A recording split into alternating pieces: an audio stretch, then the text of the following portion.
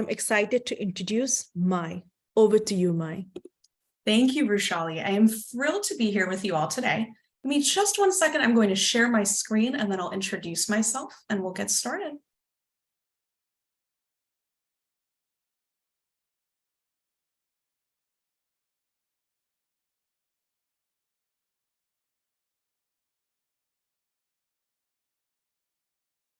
All right, thank you all for your patience as I shared my screen. So welcome everyone. My name is Mai Gattegno, as Rushali mentioned, and I am a consultant with Leaderology. Leaderology is a management consulting firm specializing in leadership development. Our purpose and our why is to help leaders step into their fearlessly authentic leadership style in order to solve the business problems of tomorrow. And I know that's a tall order to embrace your fearless authenticity, but it's what the world needs more of right now.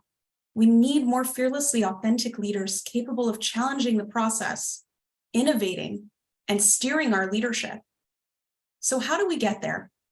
The key is to find and cultivate psychologically safe communities, places that are creating the space for you to step into that authentic leadership style.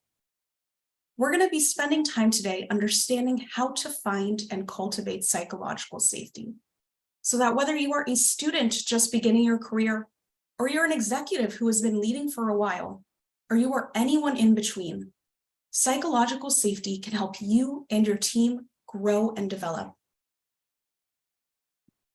Today, we're going to be focusing on 2 primary buckets. The first is understanding the importance of psychological safety and its impact on the workplace. And the second is identifying how to cultivate psychological safety. But before we do either of those things, I'm going to invite you to take a step back with me into my past to see an example of psychological safety in action. I want to share with you a little bit about my first job. I will never forget it. I graduated from my bachelor's during what was a really tough season for job seekers at the time. And as months had passed, I had still not found a role. With every rejection email I received, I became even more determined to prove myself. Eventually, after almost a year of networking, informational interviews, and editing my resume again and again, I found a role facilitating leadership development for high school and middle school students at a nonprofit. And I was really excited to finally be starting my career and have an opportunity to really prove myself to the world. But after a few months there, I made a really big mistake with one of the students' accounts. And I remember that exact moment to this day. At the time, I was quite the perfectionist. I was also a recent graduate. I'd had this slew of rejections, and I had finally gotten a chance to prove myself. And I felt like this mistake was going to spell the end of my career. I remember as I walked into my supervisor's office, I was heart palpitating, sweating, panicking. I remember thinking that maybe I should just quit before she could fire me and really get ahead of the whole situation. In that state of panic, my entire body entered fight or flight mode. And all I wanted to do was figure out the physics of melting into the ground so I could avoid this whole problem and the consequences. But I wanted to be responsible, and it wasn't like me to leave things untethered. So I decided I needed to tell my supervisor what had happened. So I walked into her office and I told her the situation. And to my surprise, she did not yell at me. She did not fire me. She didn't even pass any blame on me for the situation. Instead, she sat me down. She coached me through the problem. She calmed me and she supported me. She didn't make me feel bad for making a mistake, and she didn't make me feel bad for needing help to fix it. I remember feeling instant relief and like a cloud had lifted. From then on, anytime I had a problem or a challenge, I knew I could go to her to brainstorm solutions. I was safe to make mistakes, to try new things, to innovate, and to share my ideas. And as time went on, I became more and more comfortable being my authentic self. And the more comfortable I felt, the better I was becoming at my job. This is psychological safety in action. Whether you're that recent grad making your first big mistake at work, or you're the manager or colleague coaching them through it, psychological safety is what enables us and our organizations to thrive. It's the first domino that needs to move in order to create organizational change. So let's talk more about it. And let's dive into understanding what psychological safety means. In essence, psychological safety is the belief that you will not be punished or humiliated for speaking up with ideas, questions, concerns, or mistakes, and that the team is safe for interpersonal risk-taking. And this idea was popularized by Dr. Amy Edmondson of Harvard Business School, and it actually grew out of her research in the healthcare industry on hospitals. Dr. Amy Edmondson's initial research question was, do better hospital patient care teams make fewer mistakes? And her hypothesis was that higher performing teams would make fewer mistakes, which makes sense, right? So she studied the rate of human-related medication errors in a modern tertiary care hospital. But after receiving the data, she found the results to be contradictory. Better hospital patient care teams reported higher error rates, not fewer. So she set out to answer a secondary question. Why were these higher quality hospitals reporting more mistakes but better outcomes overall? How could these contradictory results coexist? And through her research, she found the following. These hospitals reported a higher rate of comfort with speaking out, sharing mistakes, and failing forward. They were cultivating environments where it was okay to ask for help and admit your errors. And that environment was leading to better patient care. It wasn't necessarily that other hospitals were not making as many or perhaps even more mistakes. It's that in these hospitals, people were feeling safe to bring up the mistakes they had made. And the team in the hospital was taking communal accountability for fixing challenges together. When we intentionally cultivate environments run by authenticity and safety rather than fear, we create better teams, we provide better healthcare. And this is not just in the healthcare industry. This is a result that has been found across different industries, including tech.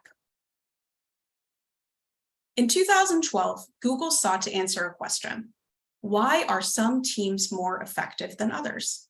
So they conducted research on 180 different teams to figure this out. They explored all sorts of reasons. Are teams better when everyone is an introvert? Or are they better when everyone is an extrovert or have a mix of ambiverts on the team? Are teams better when they're motivated similarly? We all like words of affirmation or public recognition. Does it lead to having a better team? Or are teams better when we share hobbies or education? Again and again, no matter how Google looked at the data, there was no data to corroborate any of these theories. Teams were not better when they shared hobbies and liked to play volleyball after work together. Teams were not better if they all had master's degrees or went to the same university. Teams were not better based on whether they all loved public recognition or individual recognition. There was simply no evidence from any of these questions to confirm what was influencing team outcomes. So they decided they needed to take a different approach to the research, and they started looking at team norms, the unspoken and the spoken rules that guided the team's interactions. And they found that with the right norms in place, the team was functional and highly effective. So they started to explore what team norms were leading to that outcome. And they stumbled upon Dr. Amy Edmondson's research on psychological safety, and everything fell into place. Project Aristotle by Google found that the #1 determinant of a thriving and effective team was psychological safety. So whether you're in tech or you're in healthcare, you're just starting your career or you're leading a team, psychological safety is going to be a cornerstone to your success and your ability to leave a positive legacy. So what does it look like in environments that do have psychological safety and those that do not? We're going to look at 4 different scenarios where there is and is not psychological safety. In the first zone, we have comfort and danger. And you might be wondering how those two can coexist. The comfort comes from predictability. We know that we're in an environment where we aren't safe. We know that we might be threatened or retaliated or berated publicly for our mistakes. But as humans, we love consistency, and that predictability is comforting. Even so, when we are in that environment, it leads to hurt. When we're in environments where we're both uncomfortable and we feel a sense of danger in our environment, we're going to practice avoidance. It's not an environment where we're going to like to spend space. And we'll avoid our colleagues and we'll avoid problems.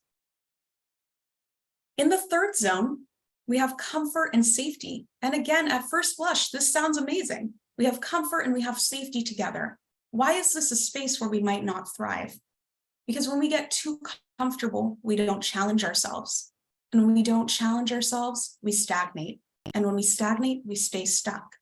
It's only when we have the umbrella of psychological safety there to catch us that we're able to step into discomfort appropriately and challenge ourselves. And that is when we experience growth. I think we've all heard the phrase, nothing grows in a comfort zone. And while that's true, it's also true that nothing grows without psychological safety. It's only when we have both together that we're able to really innovate, try new things, and challenge ourselves. And that's when we will enter the growth zone. When we are in that zone, we're going to experience a variety of benefits. And those benefits include creating a culture of psychological safety that enhances employee engagement. This is because when we are in environments that are psychologically unsafe, we spend a lot of time managing our own impressions, and that takes energy. We sit in meetings and we hold back questions because we're scared that people might think that we're incompetent. We hold back mistakes that we've made because we're scared we'll be berated. We spend so much time managing those impressions instead of being our authentic selves that we're not spending the energy needed to improve and grow. When we have psychological safety, we're able to feel comfortable, and that comfort creates inclusivity, which in turn inspires creativity, innovation, and idea sharing. The best ideas and the best inventions that the world has seen all have come from risks that people have taken. And when we don't cultivate environments that allow people to safely take risks with the support of their team, we're creating an environment where there's not going to be innovation. When we have these signs within the community, we're also going to improve overall employee well-being, reduce employee turnover, and boost team performance. And all of these benefits come because of the way that our brain works. When we are in psychologically unsafe environments, as I mentioned, we're really monitoring our own reactions to things. We have a part of our brain called the amygdala, and the amygdala monitors threats and danger. So let's say there's a lion in front of you. The amygdala is going to spark that fight or flight zone and kick off so that you're able to save yourself from that lion and not become lunch today. In order to focus on that outcome, your brain is going to shut down perspective and analytical reasoning, creativity, and any function that is not essential in that moment for your safety. As we have evolved as humans, our brains have not quite caught up in the same ways. And so when we're in psychologically unsafe environments, our brain will activate that same response. And in turn, it's going to shut down all of these critical functions for showing up in the workplace, like perspective, creativity, problem solving, and innovation. When we feel that we are constantly having to scan our environment for threats, fear of ridicule, embarrassment, or shame from others, we're not able to focus and become our best selves. And that in turn decreases our ability to function. It is vital to create psychological safety, because without it, we cannot show up as our best selves in the workplace. So how do we create psychological safety?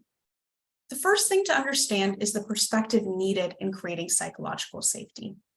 Psychological safety requires us to have a growth mindset rather than a fixed mindset. When we have a fixed mindset, we view intelligence and talent as innate, effort and application as having no impact, and tough feedback and failure as threats. When we have a growth mindset, we believe that intelligence and talent are dynamic. Effort and application will lead to improvement and development, and tough feedback and failure are learning opportunities. When we're creating psychological safety, it's vital to have that growth mindset. And it's also vital as we are trying to instigate change in our communities. Creating psychologically safe environments takes time. And if we don't believe it's possible, if we have a fixed mindset about it, we're going to create a self-fulfilling prophecy in which we're not able to actually create it because we're convinced it's not possible. So as I move forward through this presentation and share more about the signs of psychological safety and practices to cultivate it, I invite you to step into that growth mindset and see what might be possible for you and your team. When we're in psychologically safe communities, we're going to see the following signs. The first sign is that you are encouraged to speak up, provide feedback, and share challenges. This means that not only are other people seeking your opinions, there is no fear of retribution, retaliation, or punishment if you share a dissenting thought. It's not only listened to, but action is taken based on your feedback. And this is so important, especially in a healthcare setting. And we've seen that when we don't have these environments, we have horrible, tragic outcomes. In 2003, an engineer named Rodney Roca was working on the Columbia shuttle at NASA when he saw what he believed to be a large piece of foam hitting the shuttle as it landed. Rodney submitted photos and requested better photos from the team to confirm his suspicions, which went ignored. And he kept trying to reach people to share his concern initially. Every time it was dismissed. 8 days later, the mission management team got together to discuss the progress and reservations around the shuttle. When the appropriate time came to share, Rodney stayed quiet. He did not share with the team what he had seen or his fears for the safety of the passengers of the Columbia. A little over a week later, the Columbia shuttle tragically disintegrated, killing the 7 astronauts inside. When Rodney was asked in an ABC report after this incident why he did not speak up, he said that as a lower-ranking member of the team, having not been listened to before, he was scared to speak up in that moment, and he just could not bring himself to share his concerns. Creating environments where we have psychological safety, where people can voice their concerns without fear, can literally save lives. And when it comes to healthcare, it is crucial that we are cultivating this environment in particular. The second sign of psychological safety is that your mistakes and your failures are viewed as learning opportunities. Are you scared to make mistakes in the environment? Is it a culture of perfectionism? If so, it's likely that there is not psychological safety. In psychologically safe environments, you're going to hear phrases like fail forward a lot. In these environments, mistakes and failures are viewed as collaborative opportunities to learn and improve. They understand that there is no innovation without trying, and yes, sometimes failing. I want you to consider this scenario. You have an employee who makes a mistake at work, and that mistake is publicly berated for it by their manager in front of the whole team. The next time that employee makes a mistake, because yes, they will make another mistake, because we're all human and we will all make mistakes at work. Instead of sharing it with their employer, instead of sharing it with other people to get help, they're probably going to try and hide it. And by hiding it, it might cost the organization time, money, or lives. So we need to cultivate environments where it's safe to bring up the mistakes we've made. In environments where we don't feel safe to share those mistakes, it's not that they're not happening, it's that people aren't talking about it. When we have psychologically safe environments, we're also encouraged to be ourselves, and our unique contributions are valued and celebrated. And in that vein, we're embracing diversity of thought. In a study of hospitals in Ireland, they found that nurses who felt valued in the organization were more likely to share their opinions, including safety concerns. So in showing that our employees, that we value them uniquely, is going to contribute to an environment where people feel safe to share up when there are concerns. And that is so important in a healthcare setting. In psychologically safe environments, even top executives are not scared to admit when they don't know something. If they need help, they ask for help. If they don't know how to do something, they seek out support. Asking for help is not viewed as a sign of weakness. Consider another scenario. We have a new employee who asks their manager for help. The manager shuts them down and says, next time, show some initiative, figure it out on your own. Bring me solutions, not problems. The next time that employee is going to need help, because again, they will need help in the workplace. Instead of getting the support that they need and feeling safe to admit that maybe they don't know something, they're going to try and figure it out on their own. And even if it goes askew or sideways or results in a devastating mistake, they're going to keep it to themselves. And that is going to hurt your organization in the long run. When we cultivate environments that have these signs, we're creating an environment where people feel safe to innovate and take risks. And over time, that's going to improve your team's effectiveness. If you're looking at this list and considering that maybe you don't have these signs of psychological safety in your team or in your organization, the next thing we're going to do is look through practices of how you can cultivate this from wherever you are in the organization. We're going to go through 6 practices of psychological safety, and I'm going to go through them one at a time. The first practice is reframe conflict as collaboration. We need to think of conflicts and mistakes as collaborative opportunities.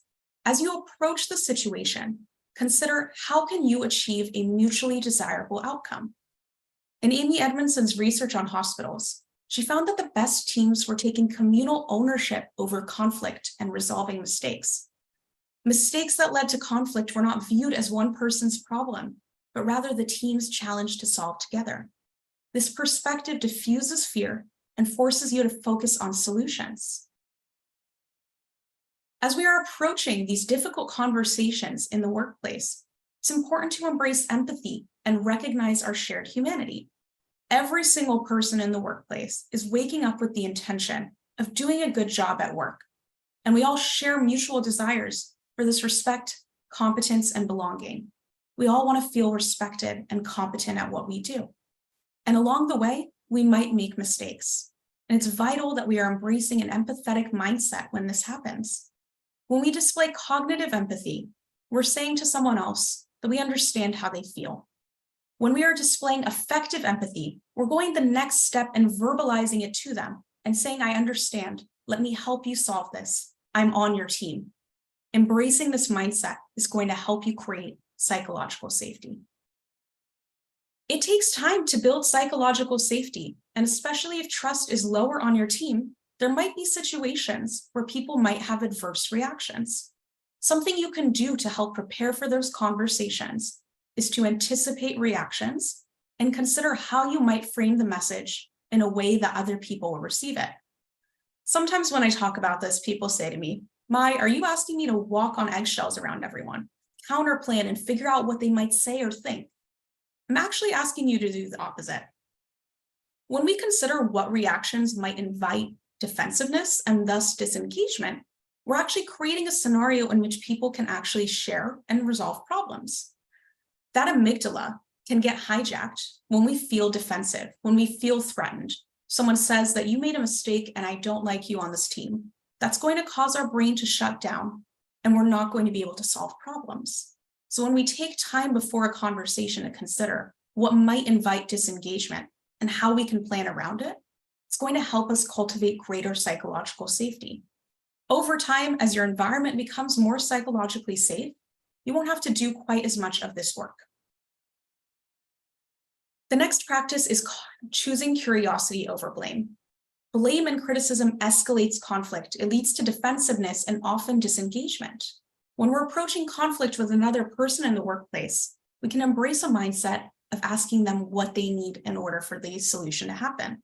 Consider taking a more coaching perspective and asking, what do you think needs to happen in this scenario? How can I support you? Often the person who has caused the problem holds the keys to solving it. And if we put them in a defensive spot due to blame, we're taking away that amygdala reaction, which is going to cause them to shut down. So choose curiosity over blame when we approach these dialogues. The next practice is ask for feedback. Asking for feedback on your own skill set sets the tone for the team that you don't just give feedback you want it to. And this models fallibility, which over time increases trust in leaders. It's important to not just ask for the feedback, but to act on it. One study of nurses found that those who felt listened to by their manager were actually more likely to share concerns and mistakes that they had made. On the flip side, nurses that had shared feedback and concerns that went unheard, over time stopped sharing those concerns and feedback, which, as we learned earlier, can have devastating consequences. The final practice is measuring psychological safety. You can do this formally through employee engagement surveys, and you can do it informally through asking questions in one-on-ones, in meetings, asking people, do you feel safe sharing your ideas here? When you make mistakes, do you feel that they're held against you? Do you feel that your opinion is appreciated? As we create psychological safety, I know that we have a variety of people on this webinar. We have people who might be leading teams. We have people who might be at the beginning of their career. And I want you to know that no matter where you are, you can lead from where you are and starting to cultivate this environment. Just as an orchestra has a formal conductor leading, there is also everyone who is in their seat, leading from where they are by playing their instrument. Every single member of the orchestra needs to play their instrument in order to create the music. So just as that situation, you can lead from where you are in the organization. If you are an individual contributor in your organization, one thing you can do to help cultivate psychological safety is to actively listen to your teammates, ask for their feedback, and thank them for their input. It's not enough to ask for feedback. We have to take that feedback in a non-defensive way, and where possible and appropriate, put that feedback into action. When we come into conflict with others, we need to avoid placing blame, embrace that curiosity perspective, seek to clarify and understand their perspective, and acknowledge that you understand their perspective. And we also need to be building and investing in our relationships with others. Take time to get to know the people on your team. It's going to build trust, which is in turn going to help build psychological safety. When you are leading initiative, ask for dissenting opinions. Appoint someone on your team to be the dissenting opinion and ask them, is there anything I'm not thinking about in this moment? Doing these practices will help you create psychological safety from where you are in your organization. If you are leading or managing a team, you should be doing everything on the left and then some. Give credit to your team and recognize their contributions. When you are working with upper-level management or executives, take time to spotlight your team and the contributions that they have made. This is going to increase trust and, in turn, psychological safety. Ask for feedback during team meetings. Share about your work style. Create space for feedback from others. Maybe you have an open feedback hour once a week where anyone can walk into your office and share with them what's on their mind. Maybe at the end of your one-on-ones, you schedule 10 minutes to have their feedback and opinions shared. And finally, we need to model the environment we want to cultivate. Share when you take risks with your team.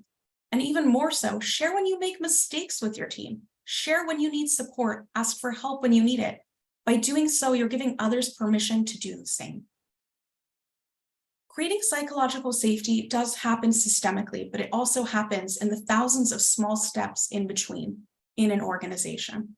And the key is that we need to be intentional in the small moments on how we are approaching other people. And I think Viktor Frankl says it best.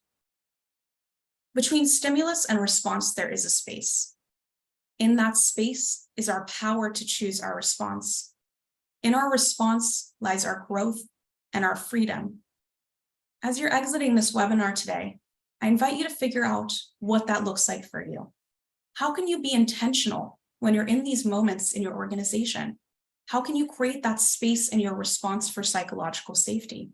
Because when we create that space, we will have our growth and our freedom to innovate and take risks. I want to leave you today with one final question. Given everything that we have discussed today, what can you do today to cultivate psychological safety in your organization by leading from where you are? Thank you all for your time today.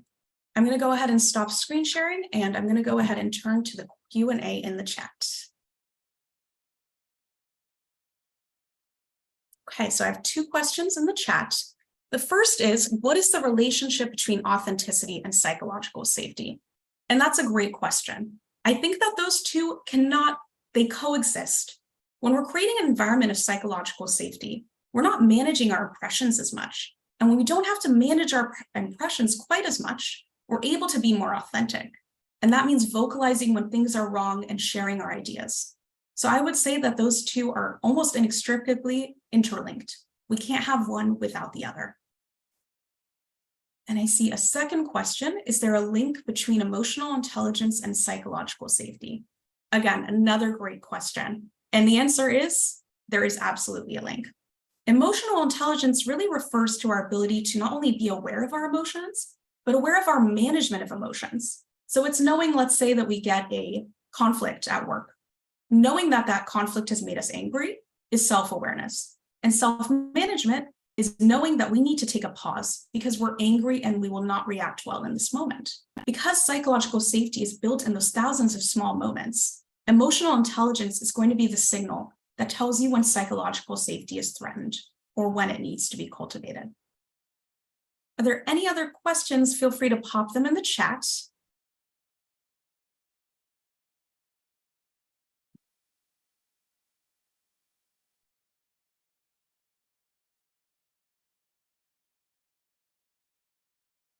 I'm not seeing any other questions, so for Shali, I will hand it over to you to close this off.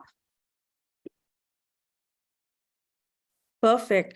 Thank you so much, Mai. It was such an incredible session, such learnings, a very new topic and a lot to be learned from. And I'm sure everybody in the audience has something to take back after this session. So thank you everyone for attending this session. Thank you, Mai, for your time.